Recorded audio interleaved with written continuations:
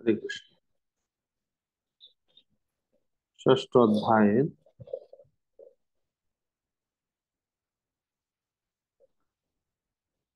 28 নম্বর শ্লোক পর্যন্ত আমরা আলোচনা করেছি। এখন তারপরে শ্লোক থেকে যোগীকে অবশ্যই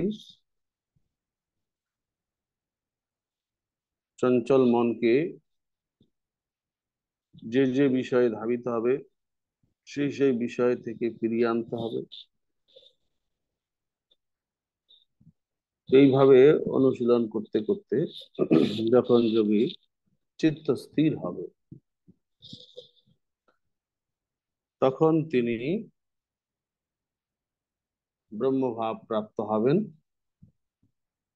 তখন তার সমস্ত প্রকার ত্রিগুণের সংস্পর্শজনিত কলুষতা থেকে মুক্ত হবেন এবং তিনি ব্রহ্ম সংস্পর্শ রূপ পরম সুখ আস্বাদন করবেন। ব্রহ্ম সংস্পর্শ প্রপাত তাৎপর্য লিখছেন, আত্মদর্শনের অর্থ হচ্ছে ভগবানের সঙ্গে আমাদের যে নিত্য সম্পর্ক রয়েছে তার পরিপ্রেক্ষিতে আমাদের স্বরূপ উপলব্ধি করা। জীবাত্মা হচ্ছে ভগবানের অপরিহার্য অংশ, তাই তার কর্তব্য হচ্ছে ভক্তি সহকারে ভগবানের সেবা করা।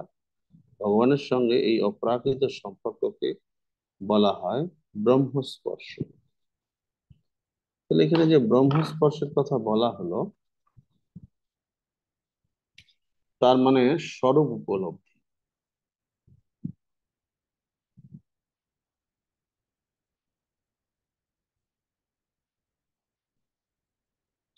তার স্বরূপ উপলব্ধি হবে,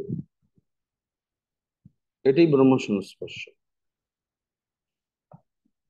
অর্থাৎ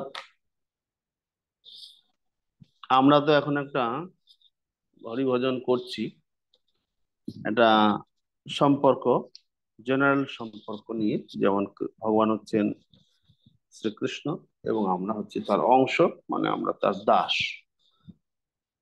প্রত্যেকটা আত্মাই ভগবানের দাস, কিন্তু হলেও প্রত্যেকটা আত্মার সঙ্গে ভগবানের একটা নিত্য সম্পর্ক আছে। কোন রসের দাস তিনি? সখ্য, দাস্য, বাৎসল্য, শান্ত, মাধুর্য, কোন রসের দাস?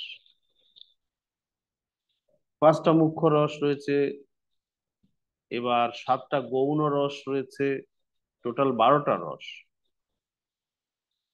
এই 12 রসের মধ্যে উনি কোন রসে কৃষ্ণের সঙ্গে যুক্ত?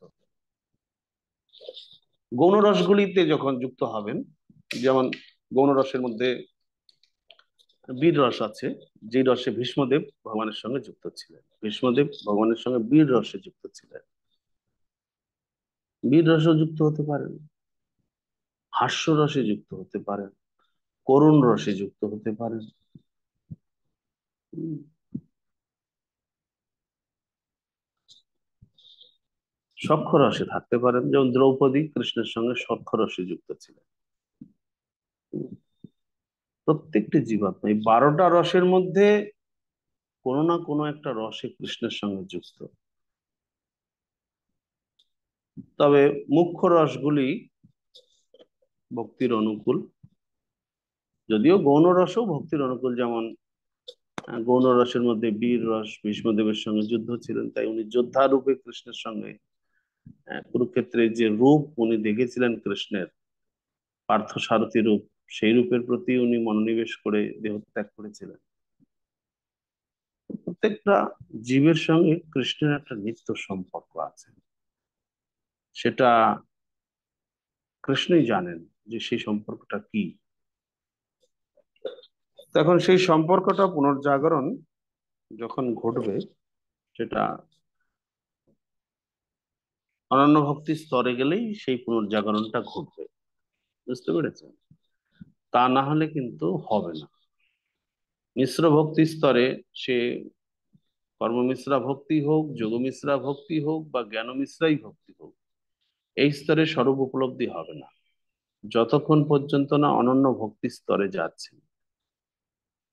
কর্মযোগী তিনি অনন্য ভক্তি স্তরে যখন উঠবেন তখন তার স্বরূপ উপলব্ধি হবে।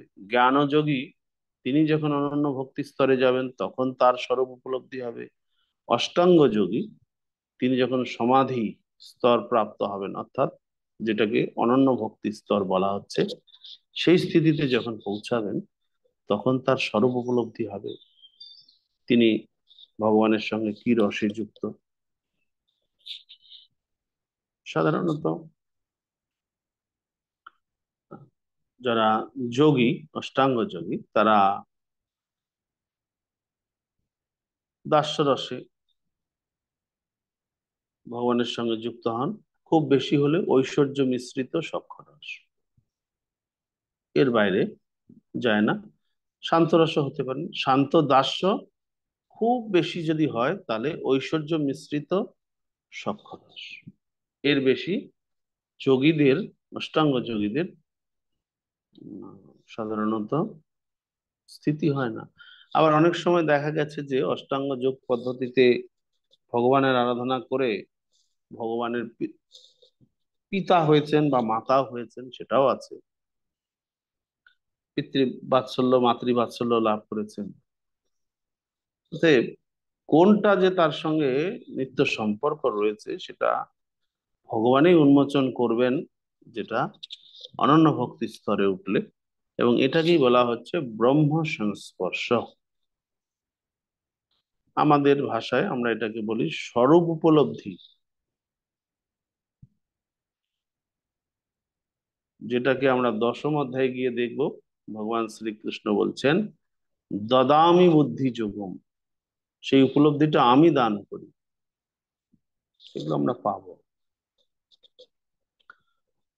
সর্বভূতস্থমাত্মানং সর্বভূতানি চাত্মনি ইক্ষতে যোগযুক্তাত্মা সর্বত্র সমদর্শন। প্রকৃত যোগী সর্বভূতে আমাকে দর্শন করেন এবং আমাদের সবকিছু দর্শন করেন। যোগযুক্ত আত্মা সর্বদাই আমাকে দর্শন করে। এই স্থিতিতে উঠলেই, যখন যোগী ভগবানের সঙ্গে তার নিত্য সম্পর্কের উপলব্ধি করতে পারবেন, তখন সেই যে ভগবানকে তিনি সর্বত্র দর্শন করবেন, প্রত্যেকটা জীবের শরীরের মধ্যে দর্শন করবেন। সমদর্শন তিনি লাভ করবেন, যে সমদর্শন জ্ঞান যোগের মাধ্যমে পাওয়া গিয়েছিল। আমরা পঞ্চম অধ্যায়ে পেয়েছি,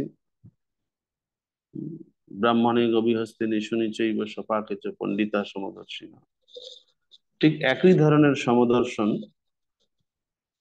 অষ্টাঙ্গ যোগীও লাভ করে থাকেন যখন তিনি অনন্য ভক্তি স্তর প্রাপ্ত হন। জ্ঞান যোগীও অনন্য ভক্তি স্তর প্রাপ্ত হলে তিনি সকলের হৃদয়ে পরমাত্মাকে দেখতে পান। তেমনি ভক্তি যোগী বা কর্মযোগী তিনি অনন্য ভক্তি স্তর প্রাপ্ত হলে তিনি তিনিও সর্বত্র সর্বদা ভগবানকে দর্শন করেন সকলের হৃদয়ে, নিজের হৃদয়ে। অনন্য ভক্তি স্তরে উপলব্ধি সকল যোগীদের ক্ষেত্রে, যোগ পন্থার যোগীদের ক্ষেত্রে সমান। সে জ্ঞানযোগী হোক, অষ্টাঙ্গ যোগী হোক, অথবা কর্মযোগী হোক, যখন উপরে উঠে যাবে অনন্য ভক্তিতে তখন উপলব্ধিটা একই হবে। আবার ব্রহ্ম উপলব্ধি, পরমাত্মা উপলব্ধি, ভগবত উপলব্ধি, তিন ধরনের উপলব্ধি আছে। সেটা তার স্থিতি অনুসারে হবে। যিনি পরমাত্মার প্রতি আকৃষ্ট তিনি পরমাত্মা উপলব্ধি করবেন। যিনি নির্বিশেষ ব্রহ্মের প্রতি আসক্ত, সাধারণত নির্বিশেষবাদীরা, তারা নিরাকার ব্রহ্মের উপলব্ধি লাভ করবেন। ভক্তরা তো ভগবানকে উপলব্ধি করবেন। অনন্য ভক্তি স্তর প্রাপ্ত না হলে এই উপলব্ধি আসবে না। যো মাম পশ্যতি সর্বত্র সর্বং চ ময়ি পশ্যতি তস্যাহং ন প্রণশ্যামি স চ মে ন প্রণশ্যতি। যিনি সর্বত্র আমাকে দর্শন করেন এবং আমাতেই সমস্ত বস্তু দর্শন করেন, আমি কখনো তার দৃষ্টির অগোচর হই না এবং তিনিও আমার দৃষ্টির অগোচর হন না। উনিও, যোগীও সর্বত্র ভগবানকে দর্শন করেন, আর ভগবানও সবসময় যোগীকে দর্শন করেন।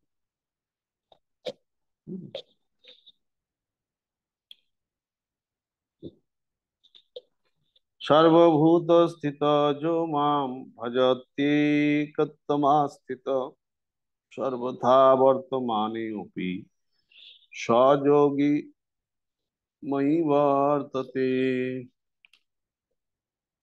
যে যোগী সর্বভূতে স্থিত পরমাত্মা রূপে আমাকে জেনে আমার ভজনা করেন, তিনি সর্ব অবস্থাতেই আমাতে অবস্থান করেন।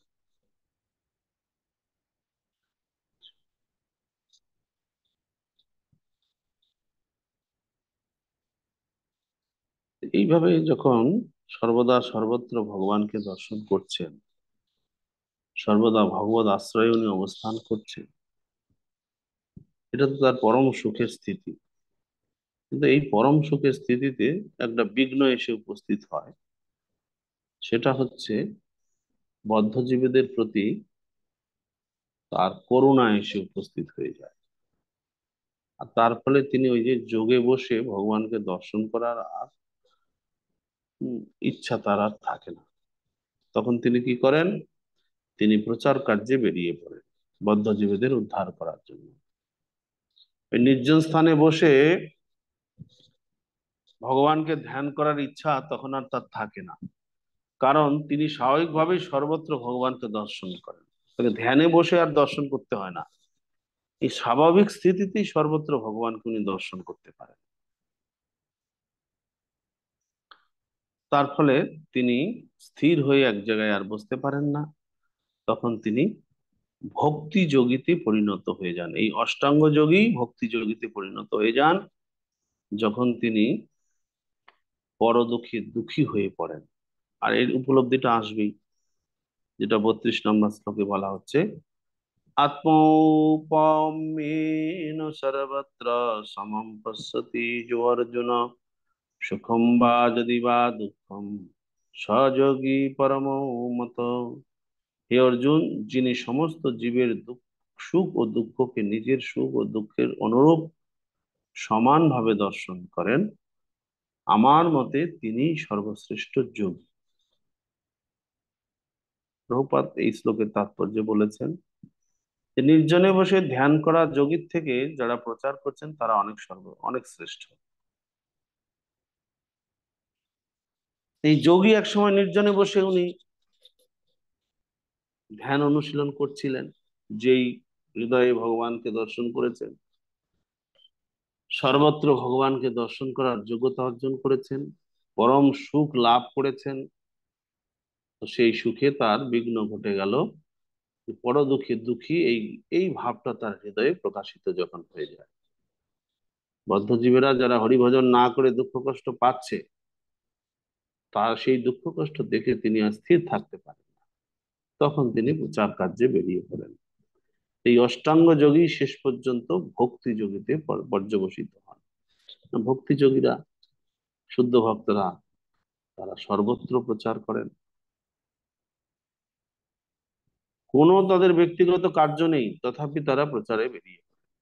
কারণ স্থির হয়ে তারা থাকতে পারেন না। তো একই উপলব্ধি অষ্টাঙ্গ যোগীরও হয়ে থাকে। তা অনন্য ভক্তি স্তরটা এমনই একটা স্তর যাকে শুদ্ধ ভক্তি বলা হচ্ছে। চরমে অষ্টাঙ্গ যোগী, জ্ঞানযোগী বা কর্মযোগী, তারা সকলে গিয়ে এই ভক্তি যোগীতে পরিণত হন। অনন্য ভক্তি স্তরটাই হচ্ছে শুদ্ধ ভক্তের স্তর, বা এই স্তরটাকেই প্রকৃতপক্ষে ভক্তি যোগ বলা হয়। বাকি স্তরগুলো যেগুলো আছে সেগুলো মিশ্র ভক্তি, শুদ্ধ ভক্তি না, মিশ্র ভক্তি। অনন্য ভক্তি স্তরে যেদিনই উঠবেন ভক্ত, সেদিন থেকে তিনি শুদ্ধ ভক্ত। আর সেটাই হচ্ছে প্রকৃত ভক্তি যোগ। অর্জুন উবাচ, যোऽয়ं যোগস্তয়া প্रोक्तो सम्येन मधुसूदन एतत्साहं न पश्यामि চঞ্চলত্যাৎ স্থিতিম স্থিরাম। অর্জুন বললেন, হে মধুসূদন, তুমি সর্বত্র সমদর্শন রূপ যে যোগ উপদেশ করলে, মনের চঞ্চল স্বভাব বশত আমি তার স্থায়ী স্থিতি দেখতে পাচ্ছি না। অর্জুন বলছেন যে না, এইভাবে এক জায়গায় বসে আমার পক্ষে যোগ অনুশীলন করা সম্ভব নয়, কেন আমার মন চঞ্চল। ওই মন স্থির করে হৃদয়ে পরমাত্মাকে দেখবো, এইরকম স্থিতি আমার পক্ষে খুব কষ্টকর, আমি পারবো না। তো প্রভুপাদ বলছেন 5,000 5,500 বছর পূর্বে, 5,000 বছর পূর্বে মানুষের শারীরিক গঠন বর্তমানের থেকে অনেক শ্রেষ্ঠ ছিল, তাদের আয়ু দীর্ঘ ছিল, তাদের ধৈর্য বেশি ছিল। সেই অর্জুন যখন অষ্টাঙ্গ যোগ অনুশীলন করতে ব্যর্থ হয়েছেন, তখন বর্তমানে এই স্বল্প আয়ু রোগগ্রস্ত ব্যক্তিদের অষ্টাঙ্গ যোগ কিভাবে সম্ভব? এটা সম্ভব নয়। কেন অর্জুন বলছেন যে তার মন স্থির নয়? তো মনকে স্থির করলেই হলো। স্থির মন নয় যখন, তাহলে মনকে স্থির করুন। অর্জুন বলছেন যে না না, মনকে স্থির করা অত সহজ না। চঞ্চলম হি মনো কৃষ্ণ প্রমাথি বলবদৃঢ়ম তস্সাহম নিগ্রহম মন্যে বায়োরিব সুদুষ্করম। হে কৃষ্ণ, মন অত্যন্ত চঞ্চল, শরীর ও ইন্দ্রিয় আদির বিক্ষেপ উৎপাদক, দুর্দমনীয় এবং অত্যন্ত বলবান। তাই তাকে নিগ্রহ করা বায়ুকে বশীভূত করার থেকেও অধিক কঠিন বলে আমি মনে করি। বায়ু চাইলে হয়তো কেউ আটকে দিতে পারে, কিন্তু মনকে আটকানো খুব কঠিন। আমাদের এই শরীরটাকে, তাৎপর্য প্রপাল লিখছেন, একটা রথের সঙ্গে তুলনা করা হয়েছে। রথ, সেই রথের ঘোড়াগুলি হচ্ছে, বইয়ে ছবি দেওয়া আছে, এই গীতাতেই সামনে যে ছবিগুলো আছে তাতে রয়েছে, দেখে নিতে পারেন। ফ্রন্ট, একদম সামনের দিকে শরীরটা হচ্ছে রথ, ইন্দ্রিয়গুলি হচ্ছে, ঘোড়াগুলি হচ্ছে, রথের ঘোড়াগুলি হচ্ছে আমাদের এই পঞ্চ ইন্দ্রিয়। আর ঘোড়াগুলিকে নিয়ন্ত্রণ করে রাখা হয়েছে যে লাগাম, সেটা হচ্ছে মন। যিনি নিয়ন্ত্রণ করছেন সারথি, তিনি হচ্ছেন পরমাত্মা।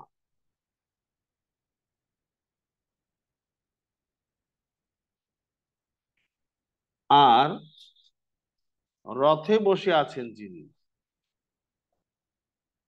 তিনি হচ্ছেন জীবাত্মা, সরি, পরমাত্মা না, বুদ্ধি হচ্ছে সারথি, আর লাগাম হচ্ছে মন। লাগাম বা বলগা হচ্ছে মন, ইন্দ্রিয়গুলি হচ্ছে ঘোড়া, আর রথের সারথি হচ্ছেন আত্মা। তো আপনি ঘোড়ার পিঠে যদি ওঠেন, আর এই লাগামকে যদি ঠিক মতো নিয়ন্ত্রণ না করতে পারেন, ঘোড়া আপনাকে নিয়ে এমন ছুটবে, আপনাকে ফেলেই দেবে। ঘোড়ার পিঠে ওঠার স্বাদ মিটে যাবে আপনার। তো লাগামের মাধ্যমেই ঘোড়াকে নিয়ন্ত্রণ করা হয়। তো লাগাম রূপী মন যদি চঞ্চল থাকে, আর ড্রাইভার বুদ্ধি, তাহলে ঘোড়াকে নিয়ন্ত্রণ করবে কি করে? ইন্দ্রিয়গুলিকে নিয়ন্ত্রণ করবে কি করে? আর তার ফলে রথে যিনি বসে আছেন তার অবস্থা খারাপ হবে, আর জীবাত্মার অবস্থা খারাপ। এই জন্য মন খুব গুরুত্বপূর্ণ। অষ্টাঙ্গ যোগ অনুশীলনের ক্ষেত্রে মনের চঞ্চলতা যদি থাকে তাহলে সম্ভব নয়। যে কোনো যোগ অনুশীলনে মনের গুরুত্ব রয়েছে। ভক্তি যোগ অনুশীলনে মনের গুরুত্ব নেই? হ্যাঁ আছে। কিন্তু তারপরেও ভক্তি যোগ অনুশীলনে কি করা হয়, মন যদি কথা নাও শোনে, এক্ষেত্রে আমরা বিভিন্ন ইন্দ্রিয়গুলিকে ভগবত সেবায় নিযুক্ত করে চঞ্চল মনকে স্থির করি। মানে ইন্দ্রিয়গুলিকে ভগবানের সেবায় লাগাই, হাতকে মন্দির মার্জন, চোখকে ভগবানের শ্রীবিগ্রহ দর্শন, জিহ্বাকে ভগবত প্রসাদ আস্বাদন, পা হচ্ছে ভগবানের মন্দির পরিক্রমা। এই বিভিন্ন ভাবে ইন্দ্রিয়গুলিকে আমরা কাজে যেহেতু লাগাই, তার ফলে চঞ্চল মন কতক্ষণ আর এদিক সেদিক ছুটবে? একটা সময় না একটা সময় স্থির হতে বাধ্য হবে। কিন্তু অষ্টাঙ্গ যোগীদের ক্ষেত্রে সমস্যাটা কোথায়? তারা তো কোনো ইন্দ্রিয়কেই কাজে লাগাচ্ছে না, তারা তো চুপচাপ বসে আছে। তার ফলে তাদের মন নিয়ন্ত্রণ করা খুব কঠিন হয়ে যায়।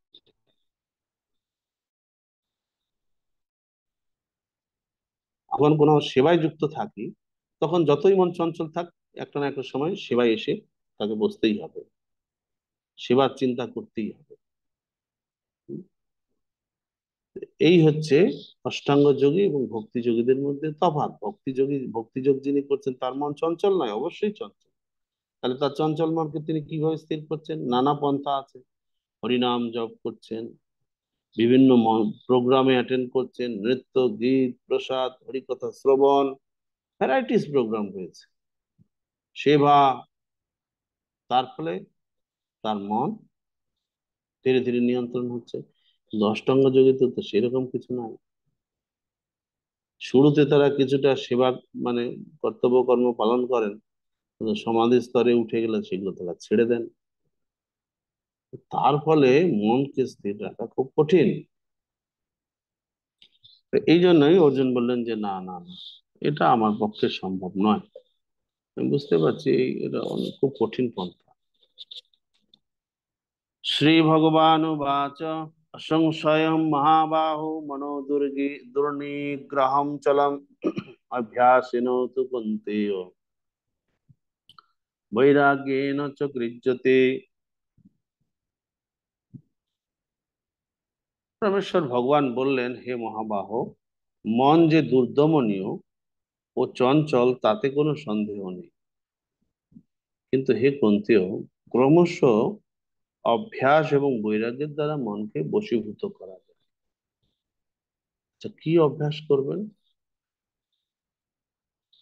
আর কি বৈরাগ্য অবলম্বন করবেন? কেন দুটো জিনিস ক্রমান্বয়ে যদি করা যায় তাহলে মন নিয়ন্ত্রণ হবে।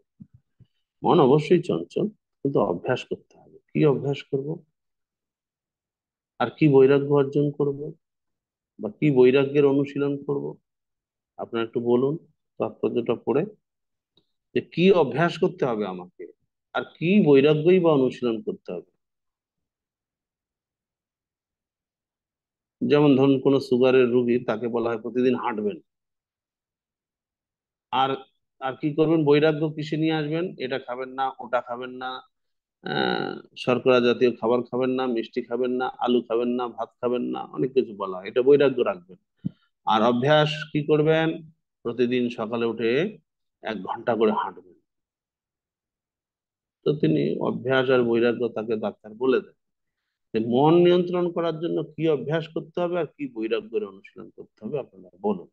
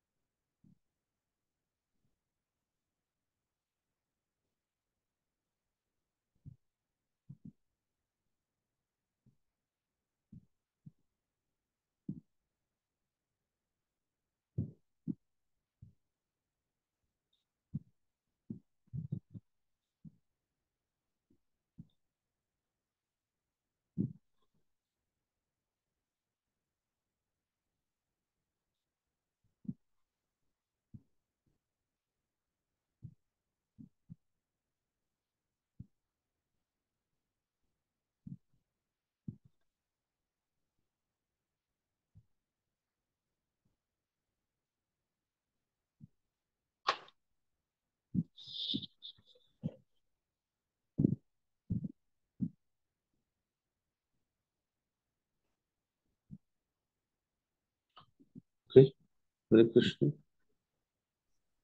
হরে কৃষ্ণ প্রভু, প্রণাম দণ্ডবোধ। হুম।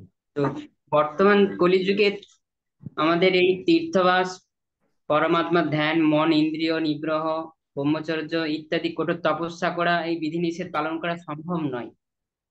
কিন্তু আমরা যদি কৃষ্ণ ভাবনামৃত অনুশীলন করার ফলে নব নববিধা ভক্তি সাধন করতে পারি এবং সাধুগুরু বৈষ্ণবের শ্রীমুক্তিকে এবং ভগবত ভক্তের তত্ত্বাবধানে আমরা যদি শ্রবণ করি, শ্রবণ করতে করতে আমাদের মনে কৃষ্ণ কথার উদয় হবে এবং জড় বিষয়ে অনাসক্তি ভাব আসবে। এইভাবে আমরা অভ্যাস এদের করতে এটা পারি। একটা হলো যে হরিকথা শুনতে হবে আমাদের।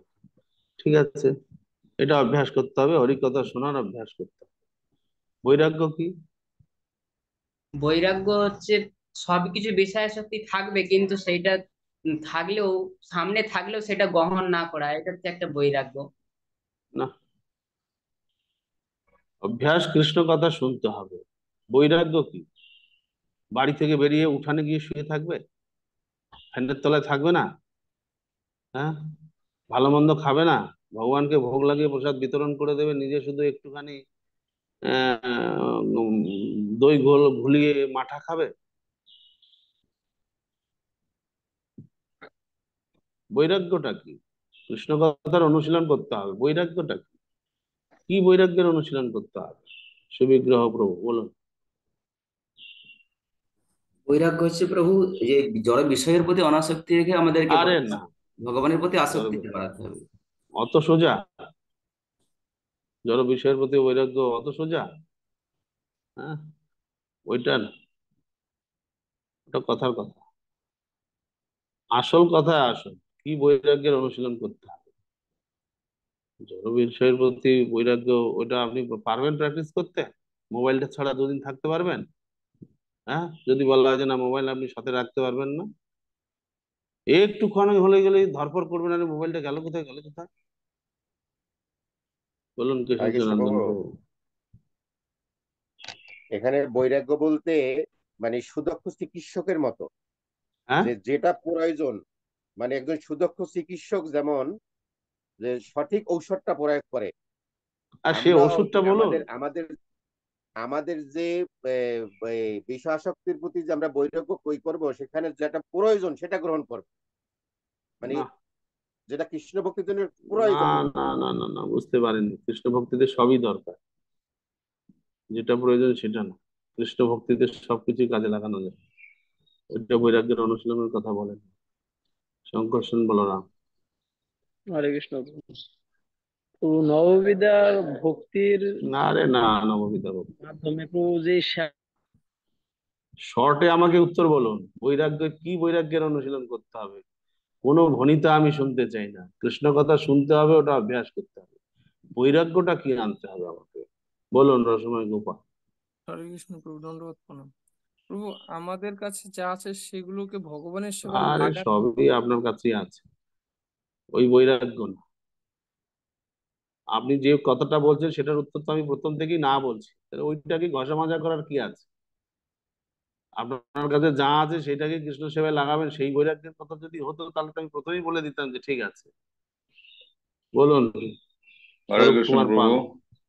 হরে কৃষ্ণ প্রভু, দণ্ডবত প্রণাম। এখানে বলা হয়েছে কৃষ্ণ ভক্তির প্রতিকূল কার্যকলাপ থেকে মনকে অনাসক্ত করা, সেটাই হলো প্রকৃত বৈরাগ্য।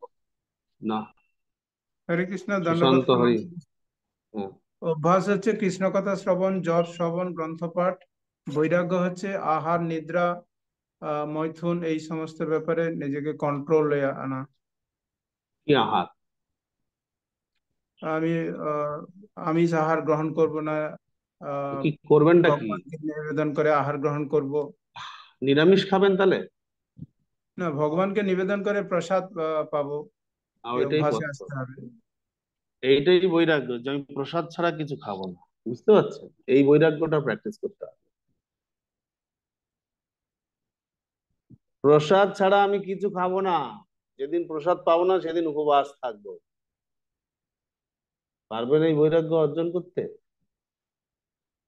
হ্যাঁ, এইটাই কৃষ্ণ বলেছেন যে প্রসাদ না হলে আমি মুখে তুলবো না। প্রসাদ নাই মানে, প্রসাদ পাওয়া যাচ্ছে না মানে আমি আজকে আর কিছু খাবো না।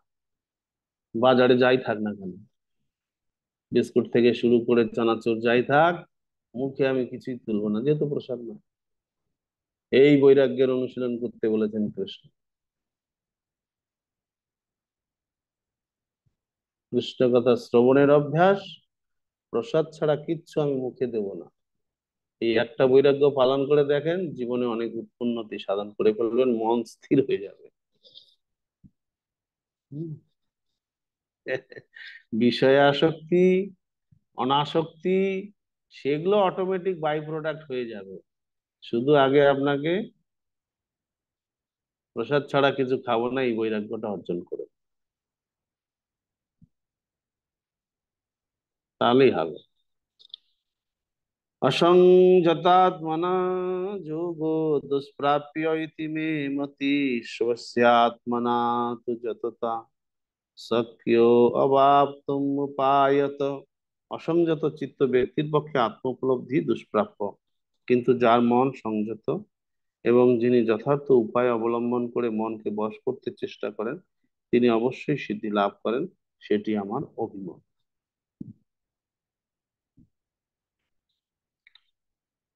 अर्जुन उवाच अजति श्रद्धयोपेतो योगाच्चलति मानसः अप्राप्य যোগ সংসিদ্ধিম কাম গতিম কৃষ্ণ গচ্ছতি। অর্জুন জিজ্ঞাসা করলেন, হে কৃষ্ণ, যিনি প্রথমে শ্রদ্ধা সহকারে যোগযুক্ত থেকে পরে চিত্ত চাঞ্চল্য হেতু ভ্রষ্ট হয়ে যোগে সিদ্ধি লাভ করতে না পারেন, তবে সেই ব্যর্থ যোগীর কি গতি হয়? এই প্রশ্নটা উনি ব্যর্থ যোগী বলতে তিন শ্রেণীর যোগীর কথাই বলেছেন। ভক্তি মিশ্রা কর্ম অনুশীলন করতে করতে অনন্য ভক্তি স্তরে উঠতে পারলেন না, তাহলে তার কি হবে? ভক্তি মিশ্রা জ্ঞানের অনুশীলন করতে করতে অনন্য ভক্তি স্তরে উঠতে পারলেন না, তার কি হবে? বা ভক্তি মিশ্রা যোগের অনুশীলন করতে করতে অনন্য ভক্তি স্তরে পৌঁছাতে পারলেন না, তার কি হবে? কর্মযোগী, জ্ঞানযোগী, অষ্টাঙ্গ যোগী, তারা যদি অনন্য ভক্তি স্তর প্রাপ্ত না হন, তাদের কি গতি হবে? ধরুন তারা কর্ম মিশ্রা, জ্ঞান মিশ্রা বা যোগ মিশ্রা ভক্তি স্তরে পৌঁছেই শেষ হয়ে গেল তাদের জীবন, তা তাদের কি গতি হবে? অথবা হয়তো কেউ এইগুলো শুরু করে তারা কর্ম মিশ্রা, জ্ঞান মিশ্রা, যোগ মিশ্রা ভক্তি স্তর পর্যন্ত উঠতেও পারলো না, শুধু তারা এই ভক্তি মিশ্রা কর্ম বা ভক্তি মিশ্রা জ্ঞান অথবা ভক্তি মিশ্রা যোগ এগুলি অনুশীলন করতে করতেই তার জীবন শেষ, তার কি গতি হবে? তো তিন ধরনের যোগীর জন্যই অর্জুনের এই প্রশ্ন। এই প্রশ্নের উত্তর ভগবান শ্রীকৃষ্ণ দেবেন। কচিন্ন উভয় বিভ্রষ্ট ছিন্ন্যাভমিব নশ্যতি, অপ্রতিষ্ঠো মহাবাহ বিমূঢ় ব্রহ্মণ পথি। হে মহাবাহু কৃষ্ণ, কর্ম ও যোগ হতে ভ্রষ্ট ব্যক্তি ব্রহ্ম লাভের পথ থেকে বিমূঢ় হয়ে যে আশ্রয়হীন হয়ে পড়ে, সে কি ছিন্ন মেঘের মতো একেবারে নষ্ট হয়ে যাবে? মেঘের টুকরা যদি আকাশে থাকে, সকালবেলা ধরুন আকাশে মেঘের টুকরা আছে, বিকালে বলতে পারবেন, কোনো আবহাওয়াবিদ বলতে পারবে মেঘের টুকরাটা কোন দিকে গেল? তারাও, তাদের রেডারও ধরা পড়বে না যে গেল কোথায়। এটা বড় মেঘ যদি হয় তাহলে বলতে পারবে যে হ্যাঁ, নিম্নচাপের ফলে যে মেঘ সৃষ্টি হয়েছিল এটা ধীরে ধীরে বাংলাদেশ হয়ে ওই বার্মার দিকে চলে গেছে, আর নেই, আকাশ পরিষ্কার। কিন্তু একটা ছোট মেঘের টুকরা যদি হয়, সেটা বিকাল বেলা কোথায় গিয়ে পৌঁছেছে খবর কেউ দিতে পারবে না। তো অর্জুনের প্রশ্ন, এই যে ভ্রষ্ট যোগীরা, তারা যোগ অনুশীলন করছেন করছেন, যে কর্মযোগী তিনি ভক্তি মিশ্রা কর্ম করতে করতে হয়তো চিন্তা করছেন আমি কর্ম মিশ্রা ভক্তি স্তরে উঠবো, তারপরে একদিন আমি অনন্য ভক্তি স্তরে যাব, কিন্তু মাঝপথে তার বিঘ্ন হয়ে গেল, মৃত্যু হয়ে গেল বা ছেড়ে দিল, কি গতি হবে তার?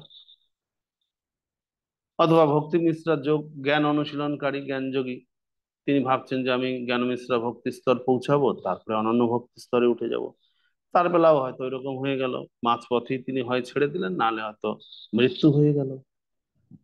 অষ্টাঙ্গ যোগীর ক্ষেত্রেও একই কথা বলা হচ্ছে। তাহলে তাদের গতি কি হবে? তারা কি ছিন্ন মেঘের মতো হারিয়ে যাবে, না কিছু হবে?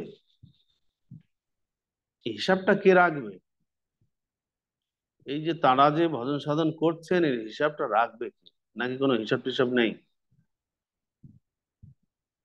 এতন্মে সংশয়ম কৃষ্ণ ছেত্তুম অর্হস্য শেষত তদন্য সংশয়াসস্য ছেত্যান উপপদ্যতে।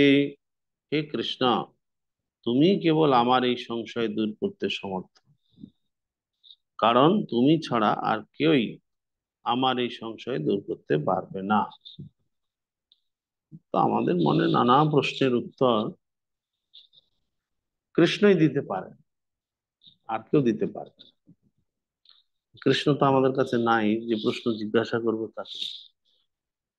সে ঠিক কৃষ্ণ নাই, কিন্তু কৃষ্ণের মুখনিসৃত বাণী ভগবত গীতা আছে, সেখান থেকে আপনি উত্তর খুঁজুন, আপনার উত্তর পেয়ে যাবেন।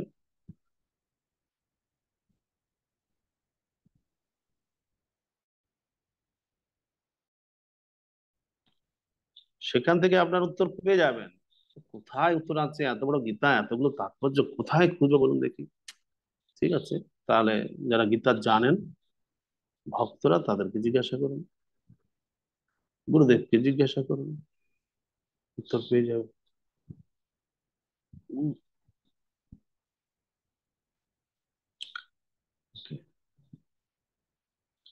আসলে প্রভুপাদ বলছেন এই গীতা যতবার পড়বেন ততবার নতুন নতুন আপনার উপলব্ধি হবে, ততবার নতুন নতুন আপনি রিয়েলাইজেশন লাভ করবেন। এই কথাটা খুবই সত্যি। আজকেই আমার একটা উপলব্ধি হলো এখনই, এই আপনাদের পড়াতে পড়াতে। এর আগে বহুবার পড়িয়েছি, কিন্তু ওই শ্লোকটাকে ওইভাবে আমি চিন্তা করিনি। এই ব্রহ্ম সংস্পর্শ, এটা আমি অন্যরকম ভাবে চিন্তা করেছিলাম, অন্যরকম ব্যাখ্যা করতাম। তো আজকে তাৎপর্য, সেম তাৎপর্য পড়েছি, কিন্তু আজকের উপলব্ধিটা হলো যে ব্রহ্ম সংস্পর্শ মানে স্বরূপ উপলব্ধি। এটা আমার আজকে অনুভব হলো। অথচ এই এই তাৎপর্য আমি অনেকবার পড়েছি, তখন অন্যরকম উপলব্ধি ছিল। তখনকার উপলব্ধি ছিল যে ব্রহ্ম সংস্পর্শ মানে ভগবানের স্পর্শ লাভ করেন, অথবা ভগবানের সান্নিধ্য অনুভব করতে পারেন, যে ভগবান তার সঙ্গে সবসময় আছেন, এরকম একটা অনুভব তার হয়। এই ধরনের আমার ধারণা ছিল, কিন্তু আজকে বুঝলাম যে না, এটা হচ্ছে স্বরূপ উপলব্ধি। এরকম যে সব কটা লাইনের তাৎপর্য যেটা প্রভুপাদ লিখেছেন যে আমরা একদিনই পড়ে বুঝে যাব, তা কিন্তু নয়। বারংবার পড়লে কিছু না কিছু আলাদা অর্থ হৃদয়ঙ্গম হবে। তা কৃষ্ণ কাছ থেকে উত্তর নিতে হবে আমাদের, যতই সংশয় হোক। যেহেতু প্রশ্ন তিন ধরনের যোগীর জন্যই করেছেন, তাই উত্তরও কৃষ্ণ তিন ধরনের যোগীর জন্যই কি গতি হবে সেটা বলছেন। শ্রী ভগবান উবাচ পার্থ নৈবেহ নামুত্র বিনাশস্তস্য বিদ্যতে নহি কল্যাণ কচিৎ দুর্গতিম তাত গচ্ছতি। পরমেশ্বর ভগবান বললেন, হে পার্থ, শুভ অনুষ্ঠানকারী পরমার্থবিদদের ইহলোকে ও পরলোকে কোনো দুর্গতি হয় না। হে বৎস, তার কারণ কল্যাণকারীর কখনো অধোগতি হয় না। এই যে যারা যোগ পদ্ধতিতে রয়েছে, সে অষ্টাঙ্গ যোগ হোক, জ্ঞান যোগ হোক, বা কর্মযোগ হোক, ভক্তি মিশ্রা কর্মই হোক, ভক্তি মিশ্রা জ্ঞানের পথেই হোক, অথবা ভক্তি মিশ্রা যোগের পথেই হোক, এই যে পথ ধরেছেন যিনি, এই পথটা হচ্ছে এক কল্যাণকারী পথ।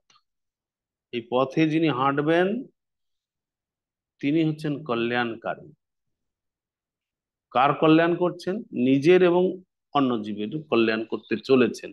এই মুহূর্তে হয়তো অন্য জীবের কল্যাণ করছেন না, কিন্তু যখন উনি সিদ্ধি স্থিতি লাভ করবেন তখন তিনি অন্যের কল্যাণে যুক্ত হবেন।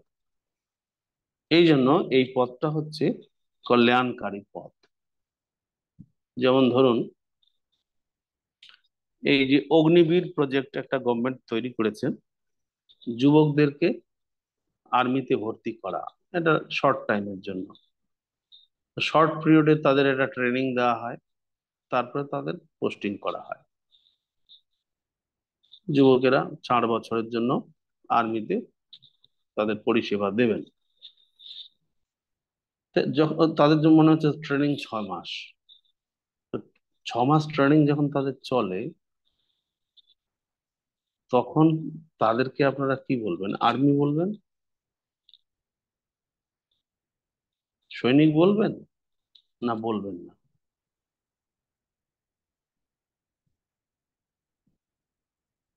সৈনিক আবার সৈনিক নয়ও, তাদেরকে সৈনিক বলা যেতে পারে, কারণ তারা 6 মাস পরেই ট্রেনিং শেষ হয়ে গেলেই তারা বিভিন্ন বর্ডারে তাদেরকে পোস্টিং করা হয় দেশের সুরক্ষার জন্য। তো তদ্রূপ যারা এই অষ্টাঙ্গ যোগ বলুন, জ্ঞানযোগ বলুন বা কর্মযোগ বলুন, এই পথে যুক্ত হয়েছেন, তাদেরকে কল্যাণকারী বলা হবে। কারণ তারা যখনই অনন্য ভক্তি স্তর প্রাপ্ত হবেন, তখন আর তারা গৃহে বসে থাকতে পারবেন না, প্রচার কার্যে যুক্ত হয়ে যাবেন। এই জন্য এই পথটা হচ্ছে কল্যাণকারী পথ। যারা এই কল্যাণকারী পথে যুক্ত হয়েছেন, তাদের কখনো অধোগতি হবে না, কখনো তাদের অধোগতি হবে না। তবে কি ধরনের স্থিতি হবে তাহলে? তাদের দুটো স্থিতি হতে পারে।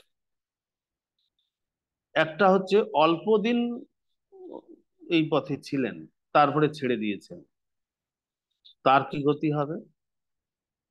কেন ছেড়েছেন? যে কোনো কারণেই হোক ছেড়েছেন, অল্প কিছুদিন করেছেন। আর কেউ কেউ হয়তো দীর্ঘদিন করেছেন, দিয়ে মৃত্যু হয়ে গেছে, ছেড়ে মানে আর কমপ্লিট হয়নি। এই দুই ধরনের গতি দুরকম হবে, দুই স্থিতির গতি দুরকম। যারা অল্প কিছুদিন করেছেন তারপরে ছেড়ে দিয়েছেন, তাদের কি গতি হবে সেটা প্রথমে বলা হচ্ছে। আর যারা দীর্ঘদিন করেছেন, দিয়ে মৃত্যু হয়েছে, তাদের তাদের কি গতি হবে সেটাও বলা হবে। 41 নম্বর শ্লোকে অল্প কিছুদিন এই যোগ অনুশীলন করেছেন, তারপরে উনি তার স্থিতি থেকে বিচ্যুত হয়েছেন, তাদের গতির কথা বলা হচ্ছে।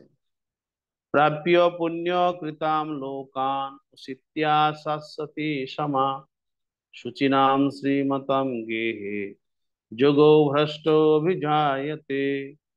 যোগভ্রষ্ট ব্যক্তি পুণ্যবানদের প্রাপ্য স্বর্গাদি লোক সমূহে বহুকাল বাস করে সদাচারী ব্রাহ্মণদের গৃহে অথবা শ্রীমান ধনী মণিকদের গৃহে জন্মগ্রহণ করেন। এটা হবে তার গতি। যে কোনো কারণেই যে ছেড়ে দিয়েছেন তার এই ভক্তির পথ বা যোগের পথ, তাকে কৃষ্ণ প্রথমে স্বর্গে পাঠাবেন, স্বর্গ সুখ ভোগ করবেন।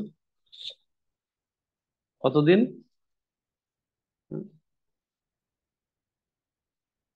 বহুকাল, বহুকাল স্বর্গ সুখ ভোগ করবেন। তারপর তাদেরকে সদাচারী ব্রাহ্মণ গৃহ বা শ্রীমান ধনী বণিক গৃহ, এই ধরুন কয়লা চুরির টাকায় বড়লোক হয়েছে বা গরু চুরির টাকায় বড়লোক হয়েছে, এই ধরনের না, সৎ ভাবে উপার্জন করে যারা বড়লোক হয়েছেন, সেই ধরনের সৎ ধনিক গৃহে তার জন্ম হবে।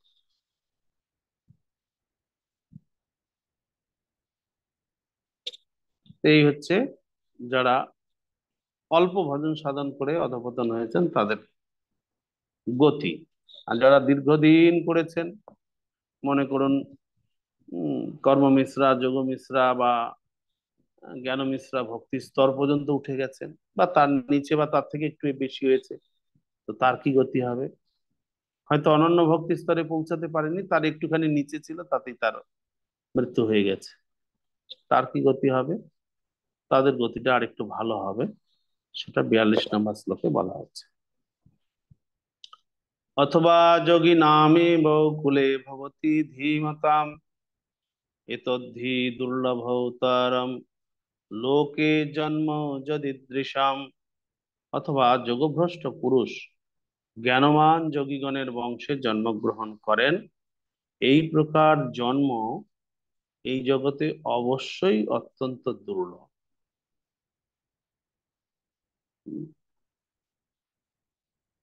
যোগীগণের ঘরে অর্থাৎ ভক্ত গৃহে তার জন্ম হবে। সরাসরি এই ধরনের ব্যক্তিদের সরাসরি ভক্ত গৃহে জন্ম হবে। তাদের স্বর্গ আদি সুখে ভোগ করতে হবে না, তাদের সময় নষ্ট করতে হবে না, ডাইরেক্ট শুদ্ধ ভক্তদের গৃহে জন্মগ্রহণ করবেন। শ্রীল প্রভুপাদ তার নিজের উদাহরণ এখানে দিচ্ছেন, তার গুরুদেব ভক্তি সিদ্ধান্ত সরস্বতী ঠাকুরেরও দৃষ্টান্ত দিচ্ছেন। এই শ্লোকে ভগবান যোগী এবং পরমার্থবাদী সাধকের কুলে জন্ম হওয়ার প্রশংসা করেছেন।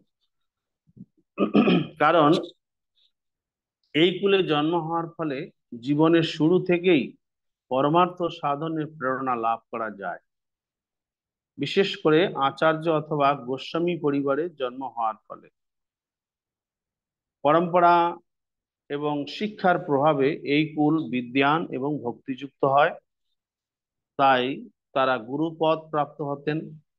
ভারতবর্ষে এইরকম বহু আচার্য পরিবার আছে, কিন্তু যথেষ্ট শিক্ষা এবং সংযমের অভাবে তারা অধঃপতিত হয়েছে। ভগবানের কৃপার ফলে কোনো কোনো পরিবারে বংশানুক্রমে সাধক উৎপন্ন হয়। এই রকম পরিবারে জন্ম লাভ করার অত্যন্ত সৌভাগ্যের বিষয়। সৌভাগ্যক্রমে আমাদের আচার্যদেব ওম বিষ্ণুপাদ শ্রী শ্রীমৎ ভক্তি সিদ্ধান্ত সরস্বতী গোস্বামী মহারাজ ও আমি স্বয়ং এই পরিবারে জন্ম লাভ করেছি, এবং জীবনের প্রারম্ভেই আমরা ভগবত ভক্তি অনুশীলন করার সৌভাগ্য অর্জন করেছি। দৈব বিধান অনুসারে পরবর্তীকালে আমরা মিলিত হয়েছি। প্রভুপাদ নিজের কথা বললেন, তার গুরুদেবের কথা বললেন। তার মানে প্রভুপাদ বলতে চাইছেন, এই যে ভক্ত গৃহে যারা জন্মগ্রহণ করছেন তারা পূর্ব জীবনে দীর্ঘ ভজন সাধন করেছেন, কিছুটা হয়তো তার বাকি থেকে গেছে, সেটা পূরণ করার জন্য কৃষ্ণ সরাসরি এরকম শুদ্ধ ভক্তদের গৃহে তাকে জন্ম প্রদান করেছেন। এখন বলতে পারেন, ভক্ত তো অনেক ভক্তের গৃহে তো সন্তানেরা আসছেন, এখন তাদের পিতা মাতা হয়তো সবাই শুদ্ধ ভক্ত না, তাহলে এনার ক্ষেত্রে কি ধরবেন? এক্ষেত্রেও ধরতে হবে যে উনি অবশ্যই দীর্ঘ ভজন সাধন করেছেন। হয়তো ভক্তিবিনোদ ঠাকুরের সন্তান রূপে ভক্তি সিদ্ধান্ত সরস্বতী ঠাকুর এসেছেন, বা গৌরমোহন দের সন্তান রূপে আমাদের প্রভুপাদ এসেছেন। ওই ধরনের শুদ্ধ ভক্তের গৃহে হয়তো যাদের জন্ম হয়েছে, তারা যে পরিমাণ ভজন সাধন পূর্ব জীবনে করেছিলেন, একজন সাধারণ ভক্ত ভক্তি জীবন শুরু করেছেন বা সাধারণভাবে ভজন সাধন করছেন, তার গৃহে আগত সন্তান হয়তো ততটা পূর্ব জীবনে ভজন সাধন করেননি, কিন্তু করেছেন, যার ফলে ভক্ত গৃহে তার জন্ম হয়েছে।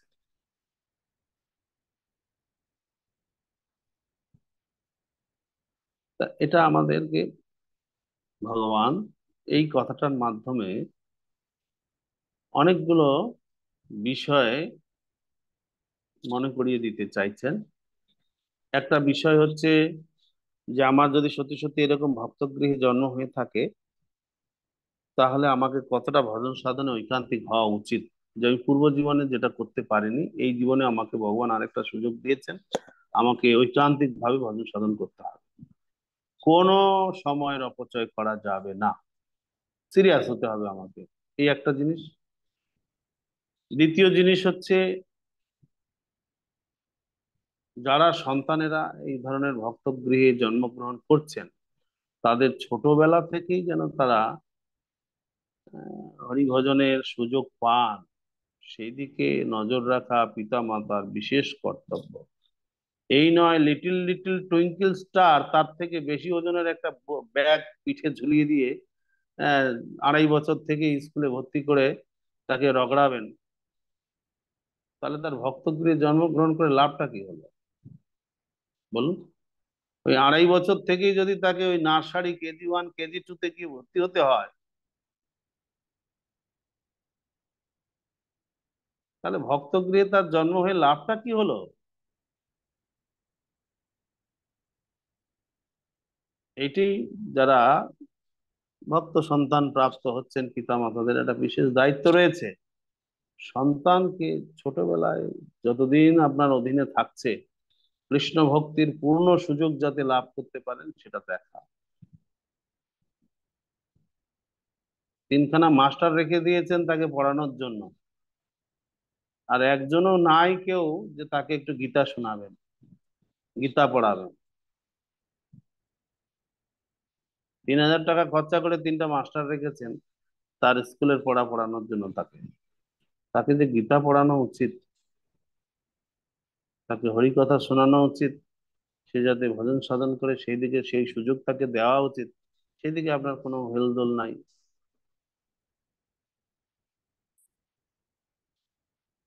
ইংরাজি শিখাবেন, উচ্চ শিক্ষায় শিক্ষিত করবেন, দেশে বিদেশে ছেলেকে পাঠিয়ে দিচ্ছেন, বোর্ডিং এ রাখছেন, না হরিভজনের সুযোগ পাচ্ছে, না প্রসাদ পাচ্ছে, কিছুই না। এগুলো ঠিক নয়, এগুলো ঠিক নয়। সাধারণ মানুষ সেরকম কম্পিটিশনে দৌড়াবে, তারা দৌড়াক, তাদের অসুবিধা কোথায়? তা আপনি তো ভক্ত, আপনাকে বুঝতে হবে আপনার গৃহে যে সন্তান এসছে, পূর্ব জীবনে ভজন সাধন তার অসমাপ্ত ছিল, সেই জন্য এই সুযোগ পেয়েছে এই ভক্ত গৃহে জন্মগ্রহণ করার। তো তাকে লালন পালন সেইভাবে করতে হবে না? ছোটবেলা থেকেই যাতে তার হরিভজনের একটা সুযোগ পায়, সেই সুযোগটা তাকে দিতে হবে না? তা না দিয়ে তার শৈশবটাকে আপনি তার সেই বইয়ের চাপে কাটিয়ে দেবেন, এটা তো ঠিক নয়। তার মানে যে পড়াশোনা তাকে শেখাবো না তা নয়, কিন্তু হরিভজন যাতে করার সুযোগ পায় সেই ব্যবস্থা করতে হবে।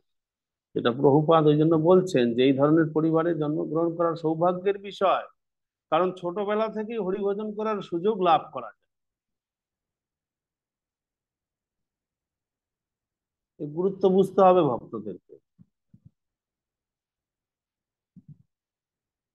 বিদ্যে বোঝায় বাবু মশাই করে লাভ নেই, সরকার কোনো আপনাকে চাকরি দেবে না। মাতঙ্গিনী হাজরার তলে গিয়ে ছেলেকে লাস্ট পর্যন্ত ধর্ণা দিতে হবে চাকরির জন্য। এই তো শিক্ষা ব্যবস্থার হাল। তো সুতরাং সেই জন্য তাকে এই যে 14 বছর 15 বছর তাকে ওই তার 14-15টা বছর অন্তত, এখন তো বেশি লাগবে, 16-17 বছর ধরে তার চাকরি পাওয়ার মতো যোগ্যতা অর্জন করার জন্য এই 16-17 বছর ধরে তাকে যে প্রেসারে রেখে দেবেন, হরিভজনের একটু সুযোগও তাকে দেবেন না, এটা কোনো মানে হয় না। তাহলে ভক্তগৃহে জন্মগ্রহণ করে তার লাভ কি হলো বলুন? ভগবান তাকে সুযোগ দিলেন যে ভক্তগৃহে গেলে ছোটবেলা থেকেই হরিকথা শুনবে, ভজন শিখবে, হ্যাঁ, দেখে দেখে সব শিখবে, এই সমস্ত সুযোগ পাবে। একটু বড় হলে গীতা ভাগবত পড়বে। ভক্তি সিদ্ধান্ত সরস্বতী ঠাকুর 7 বছর বয়সে পুরো গীতা মুখস্থ করে ফেলেছিলেন। আমি একটা বাচ্চাকে দেখি, মায়াপুরেও নাকি কয়েকদিন আগে এসেছিলেন, নাকি এখনো মায়াপুরে আছে জানি না, আমার দেখা হয়নি। এই খুব ভাইরাল, দিল্লি না কোথাকার বাচ্চাটা, খুব হরে কৃষ্ণ খুব ভাইরাল, মা বাবা ভক্ত। তো দেখুন, তো ছোটবেলা থেকে তার হরিভজনের একটা খুব সুযোগ পেয়েছে সে। সে যে স্কুলে যায় না তা তো নয়, স্কুলের পড়া পড়ে না তা তো নয়, কিন্তু তারপরেও কতগুলো শ্লোক মুখস্থ করেছে, কত সুন্দর প্রচার করছেন। উম, এগুলো আমাদেরকে বুঝতে হবে। ভগবান সুযোগ দিয়েছেন, পূর্ব জীবনে তার ভজন সাধন অসমাপ্ত ছিল, তাই ভক্তগৃহে তাকে একটা সুযোগ দিয়েছেন ছোটবেলা থেকেই যেন হরিভজন করার সুযোগ পায়। এটা পিতামাতার দেখার দায়িত্ব। এই কথাও ভগবান এর মাধ্যমে বুঝিয়ে দিতে চাইছেন। আরেকটা জিনিস ভগবান আমাদেরকে আশ্বস্ত করতে চাইছেন, সেটা হচ্ছে যে এই পথে আমরা যখন এগিয়েছি, এতে কোনো চিন্তা দুশ্চিন্তা কোনো কিছু নেই যে কে আমাকে দেখবে, কি হবে, শেষ পর্যন্ত যদি কৃষ্ণকে না পাই কোথায় কি গতি হবে, এতে সময় নষ্ট করা কি ঠিক হচ্ছে? এই ধরনের সংশয় যেন আমাদের না থাকে। এটা একটা নিশ্চিন্ত পথ। যত দূর আগাবেন তারপর থেকে কৃষ্ণ নিজেই ব্যবস্থা করে দেবেন আপনাকে এগোনোর জন্য। এই বিষয়গুলি এই উত্তরের মাধ্যমে আমরা পাচ্ছি। শ্লোক 43। তত্র তম বুদ্ধি সংযোগম লভতে পূর্বদেহিকম যততে চ ততো ভূয় সংসিদ্ধৌ কুরুনন্দন। হে কুরুনন্দন, সেই প্রকার জন্মগ্রহণ করার ফলে তিনি পুনরায় তার পূর্ব জন্মকৃত পারমার্থিক চেতনার বুদ্ধি সংযোগ লাভ করে সিদ্ধি লাভের জন্য পুনরায় যত্নবান হন। পূর্ব অভ্যাসেন তেনৈব হ্রিয়তে হি অবসোऽপি স জিজ্ঞাসুরপি যোগস্য শব্দ ব্রহ্মাতি বর্ততে। তিনি পূর্ব জন্মের অভ্যাস বশে যেন অবশ হয়ে যোগ সাধনের প্রতি আকৃষ্ট হন। এই প্রকার যোগ শাস্ত্র জিজ্ঞাসু পুরুষ বেদোক্ত সকাম কর্ম মার্গকে অতিক্রম করেন। অর্থাৎ সকাম কর্ম মার্গে যে ফল নির্দিষ্ট আছে তার থেকে উৎকৃষ্ট ফল লাভ করেন। তা ছোটবেলা থেকেই আমরা যাদের পূর্ব জীবনে হরিভজন আছে ছোটবেলা থেকেই আমরা দেখি স্বাভাবিকভাবেই হরিভজনে প্রবৃত্ত হয়ে যায়। হুম। আমি তো দেখি এই মায়াপুরে বাচ্চাগুলোকে যখন নিয়ে আসে, কোলের বাচ্চা একটু হয়তো হাঁটতে পারে, মা বাবা হয়তো প্রণাম করছেন, বাবার কোলেই অনেক সময় দেখি, আর তাকে নামিয়ে দিয়েছেন, সেও প্রণাম করছে। মানে কি মন্ত্র বলছে সেটা পরের কথা, পঞ্চতত্ত্বের প্রণাম মন্ত্র জানে কিনা সেটা বড় কথা নয়। ওই বাবাকে দেখে দেখে সেও মাথা ঠেকিয়ে প্রণাম করো প্রণাম করো, ব্যাস সেও শুয়ে পড়লো। তো কি প্রণাম করলো কে জানে, কি মন্ত্র বললো কে জানে, কিন্তু করলো তো। এ তো আমি দেখি, চোখের দেখা বলছি আপনাদের, না দেখা জিনিস বলছি না, খুব কঠিন কিছু বলছি না, সহজ সরল জিনিস বলছি। এগুলো কি করে সম্ভব হয় বলুন? এই যে প্রণাম করা ভক্তকে, হুম, এই অভ্যাসগুলো তার কি করে আসছে? পূর্ব জীবনে ছিল, পূর্ব জীবনে প্রণাম করেছে, ভগবানকে প্রণাম করেছেন, ভক্তকে প্রণাম করেছেন। তো সেই অভ্যাসটা এখন একটু ধরিয়ে দিতেই শুরু হয়ে গেছে, ধরিয়ে দিতেই শুরু হয়ে গেছে। এগুলো পূর্বাভ্যাসেন তেনৈব হ্রিয়তে হি অবশ্য অপিস জিজ্ঞাসুরপি যোগস্য শব্দ ব্রহ্মাতি বর্ততে। তিনি পূর্বজন্মের অভ্যাস বসে যেন অবশ্যই যোগ সাধনের প্রতি আকৃষ্ট হন। এই প্রকার যোগশাস্ত্রে জিজ্ঞাসু পুরুষ বেদোক্ত সকাম কর্ম মার্গকে অতিক্রম করেন, অর্থাৎ তারা আর কর্মকাণ্ডের প্রতি আকৃষ্ট হবেনই না সরাসরি। অর্থাৎ সকাম সকাম কর্ম মার্গে যে নির্দিষ্ট ফল ফল নির্দিষ্ট আছে তার থেকে উৎকৃষ্ট ফল লাভ করেন। একটা ঘটনা বলি, একেবারে বাস্তব ঘটনা। এই ভক্তি সিদ্ধান্ত সরস্বতী ঠাকুরের কাছ থেকে কোন এক আসামে, কোকড়াঝাড়টার এই ধারটায় হবে, মানে লোয়ার আসামে এক ব্যক্তি দীক্ষা নেন, ট্রাইবাল, মানে আসামে যে বড়ো ইত্যাদি রয়েছে, বড়ো জাতি উপজাতি, সেরকম একজন ব্যক্তি, তিনি ভক্তি সিদ্ধান্ত সরস্বতী ঠাকুরের শিষ্য। তো যাই হোক, তার যে সন্তান আদি হয়েছে, তার পুত্র তিনি আবার ভক্তি দ্বৈত মাধব মহারাজের শিষ্য। ঠিক আছে, ওই ভক্তি দ্বৈত মাধব মহারাজ আমাদের প্রভুপাদের গুরু ভাই ছিলেন।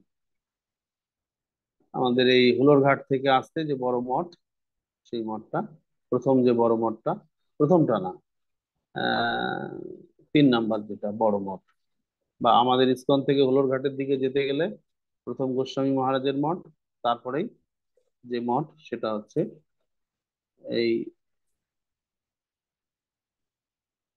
ভক্তিদ্বৈত মাধব মহারাজের মত।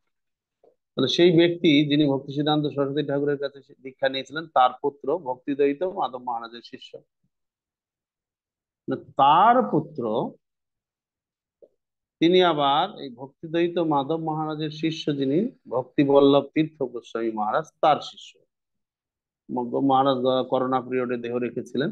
ভক্তি বল্লভ তীর্থ মহারাজ করোনা পিরিয়ড শুরু হওয়ার প্রথমবার সেই মুহূর্তেই দেহ রেখেছিলেন উনি। তখন করোনা প্রায় শুরু হচ্ছে হচ্ছে ভাব, বা তার একটু আগে হয়তো। মহারাজের সমাধি মন্দির আজকে কয় তারিখ? 4 তারিখ, কালকে থেকে প্রোগ্রাম শুরু। 7ই জুলাই ওনার সমাধি মন্দির ওপেনিং হবে। তা মানে প্রথম যে ব্যক্তি, তার নাতি হচ্ছেন ভক্তিবল্লভ তীর্থ মহারাজের শিষ্য। তার পুত্র উনি আবার আমাদের ইসকনে এসে অংশগ্রহণ করেছেন। তিনি আবার আমাদের গুরু মহারাজের কাছ থেকে দীক্ষা নিয়েছেন। এই যে 4 পুরুষ বৈষ্ণব, 4 পুরুষ বৈষ্ণব, বুঝতে পারছেন এবার? 4 পুরুষ বৈষ্ণব এই পরিবারে জন্মগ্রহণ করা অত্যন্ত সৌভাগ্যের বিষয়। তো সেই ছেলের কথা আমি বলি। ছোটবেলায় থেকেই কৃষ্ণ ভক্ত, যেহেতু প্রসাদ পান, তো পাশে এই তাদের বাড়ি, বাড়িটা একটা শহরতলি জায়গাতে, একটু দূরে বাজার, কিছুটা বেশি দূরে না, মানে বাজারের পাশাপাশি বাড়ি। তো রাস্তার অপোজিটে বাড়ির অন্যদিকে একটা কালী মাতার মন্দির ছিল। স্কুলের ছেলেপেলেরা পরীক্ষার সময় ওই কালী মাতার মন্দিরে 1 টাকা 2 টাকার কয়েন ছিটিয়ে দিয়ে চলে যায়। মায়ের কাছে কৃপা নেয়, বাবা এমনি সাধারণ মানুষও ছিটিয়ে দিয়ে চলে যায়। ছোট বয়সে, যখন বয়স একদম ছোট, তখন এ কি করতো, মাঝে মধ্যে ওই কয়েন কুড়াতো। মা কালীর মন্দিরে কয়েন কুড়িয়ে বাজারে গিয়ে কিছু হয়তো তার মা কিনতে আনতে বলতো, যে কিছু একটা বাজার কিনে নিয়ে আসো, কিছু আনতে পাঠাতো, ফলমূল আদি যাই হোক। ওই যখন কিনতে যেত, তখন ওই মা কালীর মন্দিরের কাছ থেকে পয়সা কিছু কুড়িয়ে, কিছু যে জিনিসটার খাওয়া পছন্দ, এই জিলাপি, মিষ্টি বা পকোড়া, যেটা পছন্দ সেই ধরনের জিনিস কিনে নিয়ে আসতো সে। আর জানে ওই জিনিস বাড়িতে নিয়ে গেলে খেতে দেবেন, তাই কি করতো, ওই বাইরে, বাড়ি ঢোকার বাইরে কোনো জঙ্গলের মধ্যে বা কোথাও গাছের আড়ালে ডালে ঝুলিয়ে রেখে বাড়িতে চলে যেত, তার মা যা কিনতে দিয়েছে সেটা পৌঁছাতে। কখনো কখনো ফিরে এসে দেখতো সেটা আর খুঁজে পেতো না। ওই যে যে কিনে রেখে দিয়ে চলে গেছে ভিতরে, ও হয়তো কোনো কুকুর বিড়ালে বা কিছুতে নিয়ে চলে গেছে। তো একদিন সে স্বপ্নে দেখছে মা কালী তার কাছে চলে এসেছে। মা কালী এসে বলছে, তুমি কৃষ্ণ ভক্ত, তোমাকে আমি কিছু করতে পারছি না, তুমি আমার পয়সাগুলো নিচ্ছ। বুঝতে পারলেন? মা কালী এসে তাকে বলছে, তুমি হচ্ছে কৃষ্ণ ভক্ত, তোমাকে আমি কিছু করতে পারছি না, তুমি আমার পয়সাগুলো নিচ্ছ। তো ছোটবেলা থেকেই কৃষ্ণ ভক্ত পরিবারে জন্মগ্রহণ করার এই একটা সুযোগ। কোনো দেবদেবীর প্রতি মনোনিবেশ হবে না কৃষ্ণ ছাড়া। কৃষ্ণ ছাড়া অন্য কোনো দেবদেবীর প্রতি তার মনোনিবেশ হবে না। সে অনেক কাহিনী আছে, সেসব বলছি না।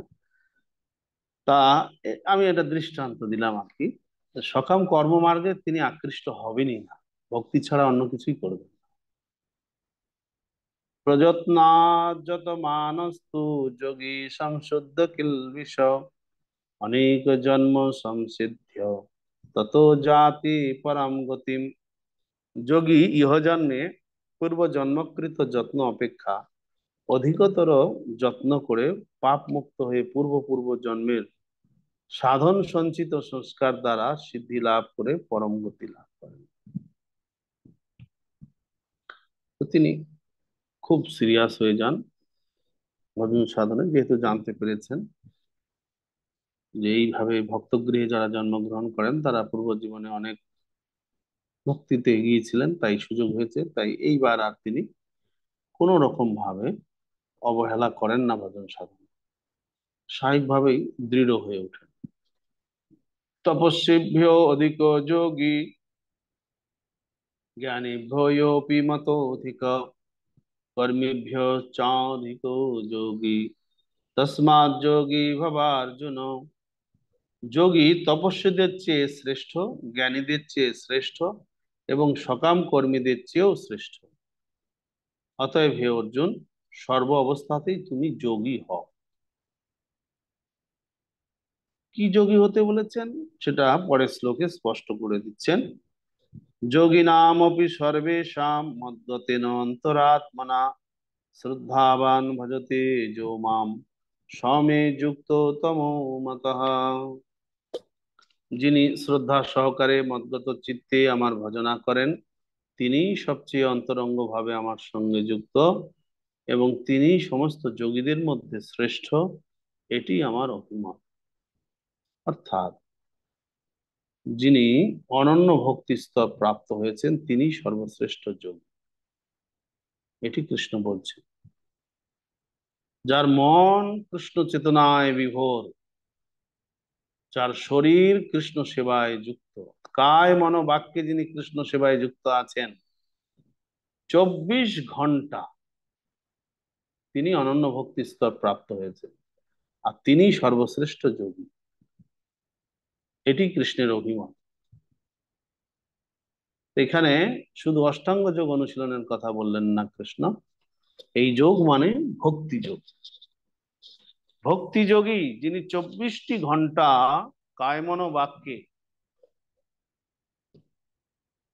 কায় মানে শরীর, মন মানে মনের দ্বারা চিন্তা করার মাধ্যমে, শরীরের দ্বারা সেবা করার মাধ্যমে, বাণীর দ্বারা সেবা করার মাধ্যমে কৃষ্ণ সেবায় যুক্ত, তিনি হচ্ছেন সর্বশ্রেষ্ঠ যোগী। এখানে ভজতে শব্দটি খুবই তাৎপর্যপূর্ণ। ভজ ধাতু থেকে এই শব্দটি উৎপন্ন হয়েছে। সেবা অর্থে এই শব্দটি ব্যবহার হয়ে থাকে। পূজা করা এবং ভজনা করা এই দুটি শব্দের অর্থ এক নয়। পূজা করার অর্থ পূজ্য ব্যক্তিকে অভিবাদন করা, পূজা মানে নমস্কার করা, উঠে দাঁড়ানো দেখে, এগুলো। কিন্তু ভজনা করার অর্থ হচ্ছে প্রেম ও ভক্তি সহকারে সেবা করা, যা কেবল ভগবানই প্রযোজ্য। ভজনা কথাটা ভগবানের বেলায় প্রযোজ্য, বা সেবা কথাটা ভগবানের বেলায় প্রযোজ্য, কিন্তু দেবদেবীদের বেলায় পূজা কথাটা প্রযোজ্য। ঠিক আছে? পূজ্য ব্যক্তিকে অথবা দেবতাদেরকে পূজা না করলে মানুষ কেবল শিষ্টাচারহীন, অভদ্র বলে পরিগণিত হয়। কিন্তু ভক্তি ও ভালোবাসার সঙ্গে ভগবানের সেবা না করলে না করা নিন্দনীয় অপরাধ। প্রতিটি জীবই হচ্ছে ভগবানের অপরিহার্য অংশ, তাই প্রতিটি জীবেরই ধর্ম হচ্ছে ভগবানের সেবা করা। তা না করার ফলে কেবল অধঃপতন, তা না করার ফলেই তার অধঃপতন হয়। ভাগবতমে সেই সম্বন্ধে বলা হয়েছে, যা এষা পুরুষম সাক্ষাৎ আত্মপ্রভবম ঈশ্বরম ন ভজন্তম অবজানন্তি স্থানাৎ ভ্রষ্টা পতন্তি অধ। পরমেশ্বর ভগবানের ভজনা না করে যে তার কর্তব্যে অবহেলা করে সে অবধারিত ভাবে ভ্রষ্ট হয়ে অধঃপতিত হয়। এই শ্লোকেও ভজন্তি কথাটির ব্যবহার করা হয়েছে। পরমেশ্বর ভগবানের ক্ষেত্রেই কেবল ভজন্তি কথাটি প্রযোজ্য, কিন্তু পূজা শব্দটি বা দেবদেবী ও অন্যান্য মহৎ জীবের বেলায় ব্যবহার করা যেতে পারে। শ্রীমদ্ ভাগবতের এই শ্লোকের অবজানন্তি শব্দটি উল্লেখ ভগবদ গীতাতেও পাওয়া যায়। অবজানন্তি মাম মূঢ়া, যারা অত্যন্ত মূঢ় তারাই কেবল পরমেশ্বর ভগবান শ্রীকৃষ্ণকে যথাযথভাবে জানতে না পেরে অবজ্ঞা করে। ভগবানের প্রতি সেবার মনোবৃত্তি ছাড়াই কেবল সব মূঢ়েরা ভগবদ গীতার তাৎপর্য লেখার দায়িত্বভার গ্রহণ করে। তাই তারা ভজন্তি এবং পূজা এই শব্দ দুটির মধ্যে যে কি পার্থক্য আছে তা নিরূপণ করতে পারে না। সব রকমের যোগ সাধনার চরম পরিণতি হচ্ছে ভক্তি যোগ।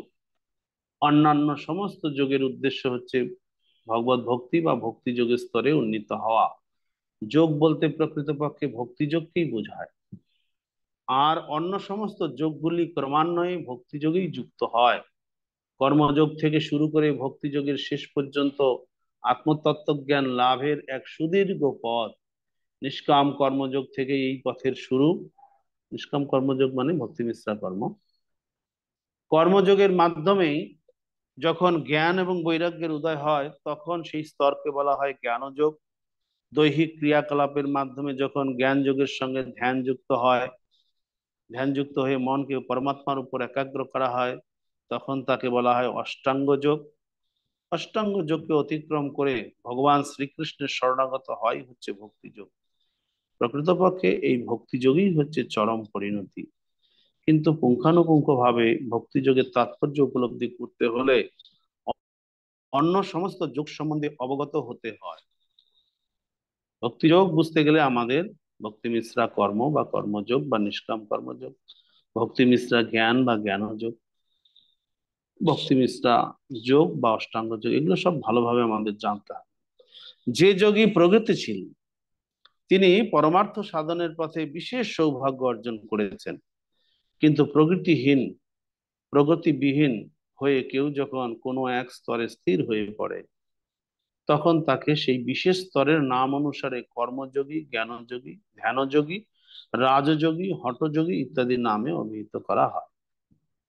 পরম সৌভাগ্যের ফলে কেউ যখন ভক্তিযোগের স্তরে উন্নীত হন তখন বুঝতে হবে যে তিনি অন্য সব যোগের স্তর ইতিমধ্যেই অতিক্রম করেছেন।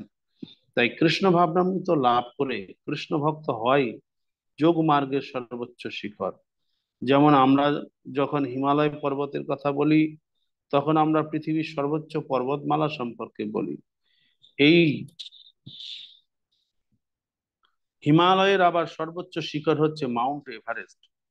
অনেক সৌভাগ্যের ফলে মানুষ কৃষ্ণ ভাবনামৃত লাভ করে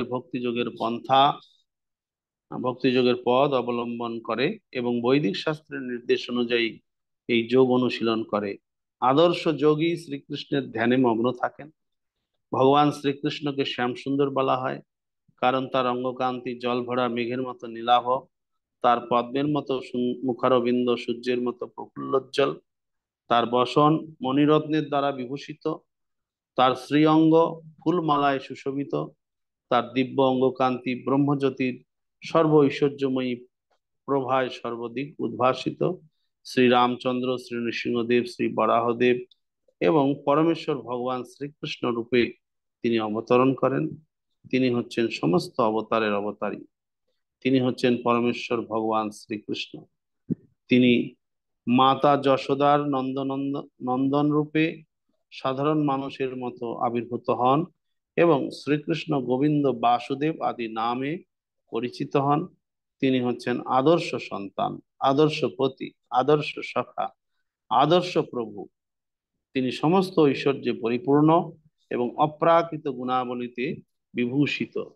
ভগবানের এই স্বরূপ যিনি সম্পূর্ণরূপে উপলব্ধি করেছেন তিনি হচ্ছেন সর্বশ্রেষ্ঠ যোগী। যোগের সর্বোচ্চ সিদ্ধির এই স্তর লাভ হয় ভক্তি যোগের মাধ্যমে, যা বৈদিক শাস্ত্রে প্রতিপন্ন হয়েছে।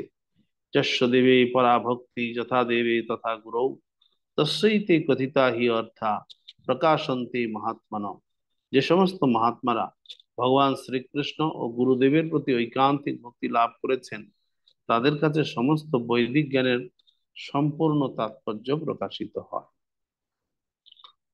ভক্তি রস্য ভজনম তদিহা মূত্র উপাধি নৈরাস্য নামুস্মিন মনোকল্পনমেতদ এব নিষ্কর্মম।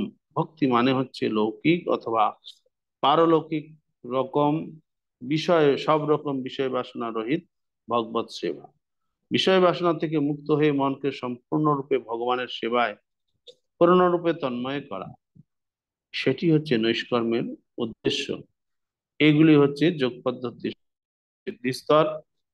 ভক্তি যোগ বা কৃষ্ণ ভাবনার অনুশীলন করার কয়েকটি উপায়।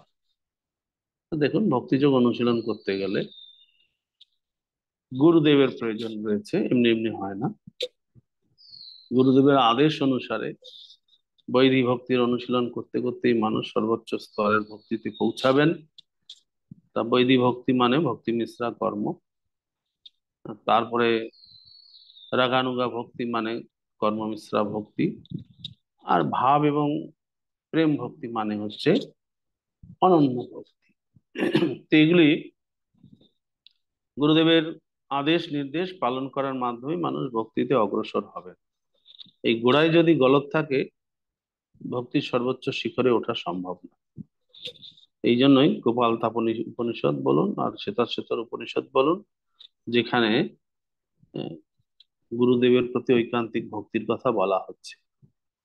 গুরুদেবের প্রতি ঐকান্তিক ভক্তি মানে গুরুদেবের আদেশ পালনে ঐকান্তিকতা না থাকলে উম, কখনোই সর্বোচ্চ স্তরের ভক্তি যোগে আমরা উপনীত হতে পারব না। হরে কৃষ্ণ। ইতি ধ্যানযোগ নামক শ্রীমদ্ ভগবদ গীতার ষষ্ঠ অধ্যায়ের ভক্তি বেদান্ত তাৎপর্য সমাপ্ত। আমরা ইউনিট 1 শেষ করলাম। আপনাদের পরীক্ষা হবে রথযাত্রার পর, ঠিক আছে? রথযাত্রার পর, রথযাত্রা তো 7 তারিখ, উল্টো রথের পর পরীক্ষা দেবেন। রথযাত্রাটা নষ্ট করতে চাই না আপনাদের। বিভিন্ন জায়গায় বিভিন্ন উৎসব অনুষ্ঠান আছে, অনেকেই অংশগ্রহণ করবেন, বিভিন্ন রথের প্রোগ্রামে ব্যস্ত থাকবেন, কিন্তু তার ফাঁকেও পড়াশোনা করবেন। রথযাত্রা শেষ হয়ে গেলে আপনাদের পরীক্ষা নেওয়া হবে। রহস্যময়ী ব্রজগোপী বলুন।